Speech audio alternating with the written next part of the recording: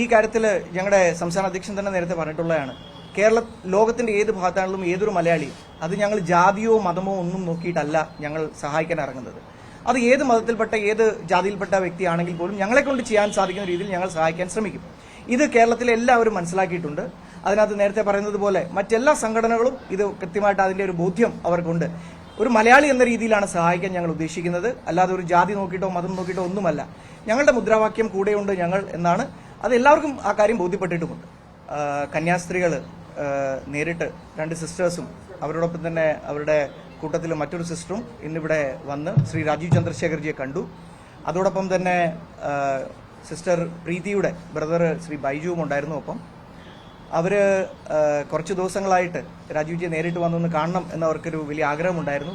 അദ്ദേഹത്തിന്റെ സിസ്റ്ററിന്റെ സഹോദരൻ തന്നെ ഇവിടെ വളരെ വ്യക്തമായി പറഞ്ഞു, രാജീവ്ജിയുടെ ഇടപെടൽ, ഭാരതീയ ജനതാ പാർട്ടിയുടെ ഇടപെടൽ, അതിനൊരു വ്യക്തിപരമായി വന്നൊരു നന്ദി പറയണം എന്ന് കുറച്ച് ദിവസമായിട്ട് അവരുടെ ആഗ്രഹമുണ്ടായിരുന്നു. ആ നന്ദി പറയാൻ വേണ്ടിയിട്ടാണ് സിസ്റ്റർമാർ ഇവിടെ വന്നത് എന്ന് ശ്രീ ബൈജു തന്നെ ഇവിടെ വളരെ കൃത്യമായിട്ട് പറഞ്ഞിട്ടുണ്ട്.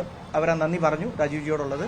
അതോടൊപ്പം തന്നെ ഇനി വരാൻ പോകുന്ന കാര്യങ്ങളെക്കുറിച്ചുള്ള നേരത്തെ ഇവിടെ ചോദിച്ചതുപോലെ ഛത്തീസ്ഗഡ് സർക്കാരിന്റെ ഭാഗത്തു നിന്നും പ്രോസിക്യൂഷന്റെ ഭാഗത്തു നിന്നും ഒക്കെ ഇനി വരാൻ പോകുന്ന നാളുകളിൽ ലഭിക്കാൻ പോകുന്ന സഹായങ്ങൾ അതുകൂടി ചർച്ച ചെയ്യാൻ സാധിച്ചു.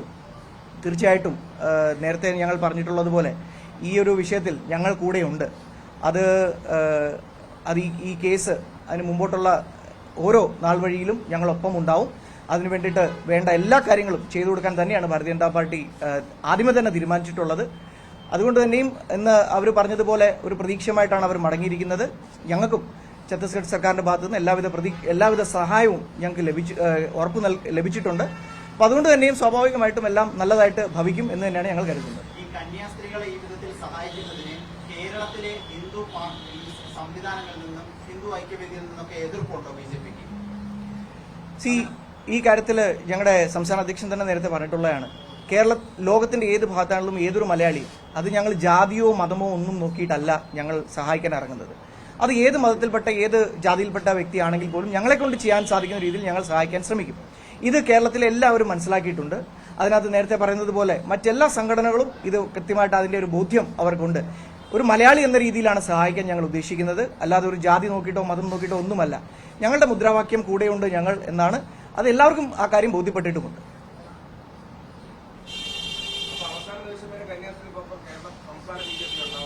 ഞങ്ങളൊരു ഉറപ്പ് നൽകി, ഞങ്ങൾ കൂടെ ഉണ്ടാവുമെന്ന്. ബെയിലിന്റെ കാര്യത്തിൽ നിങ്ങളത് കണ്ടതാണ്. അതുപോലെ തന്നെയുള്ളൊരു പിന്തുണയും ഒപ്പം ഉണ്ടാവലും അവസാനം വരെയും ഈ കേസിൽ ഞങ്ങളുടെ ഉണ്ടാവും. തീർച്ചയായിട്ടും ഛത്തീസ്ഗഡ് കഴിഞ്ഞപ്പോൾ പിന്നെ ഒഡീഷയിൽ പ്രശ്നമുണ്ടായി, ഛത്തീസ്ഗഡിലെ റായ്പൂരിൽ പ്രശ്നമുണ്ടായി, രാജസ്ഥാനിൽ പ്രശ്നം ഉണ്ടാകുന്നു. ഒരിടത്ത് പ്രശ്നം ഉണ്ടാകുന്നു. പക്ഷേ അപ്പുറത്തപ്പുറത്ത് വീണ്ടും ക്രൈസ്തവ പുരോഹിതർക്കും കന്യാസ്ത്രീകൾക്കും എതിരായ അതിക്രമങ്ങൾ ബജറംഗ് ദളിന്റെ ഭാഗത്തു നിന്ന് ഉണ്ടാവുകയാണ്. ഇതിന് പ്രശ്നമില്ലെങ്കിൽ പോലും പ്രശ്നമുണ്ട് എന്ന് വരുത്തി തീർക്കാൻ കേരളത്തിൽ പലർക്കും ആഗ്രഹമുണ്ട്. അതുകൊണ്ട് ഇനി വരുന്ന നാളുകളിൽ എന്തായാലും, കാരണം കേരളത്തിൽ തെരഞ്ഞെടുപ്പ് വരാൻ പോവുകയാണ്. 8 മാസമേ ഉള്ളൂ അസംബ്ലി തെരഞ്ഞെടുപ്പിനും ലോക്കൽ ബോഡിക്കും. അതുകൊണ്ട് സ്വാഭാവികമായിട്ടും അന്തരീക്ഷം കലുഷിതമായി നിർത്തുക എന്ന് പറയുന്നത് ചിലരുടെ അജണ്ടയാണ്. അതുകൊണ്ട് ഇനിയും ഇതുപോലുള്ള വിഷയങ്ങളൊക്കെ കുത്തിപ്പൊക്കിക്കൊണ്ട് ആളുകൾ വരും.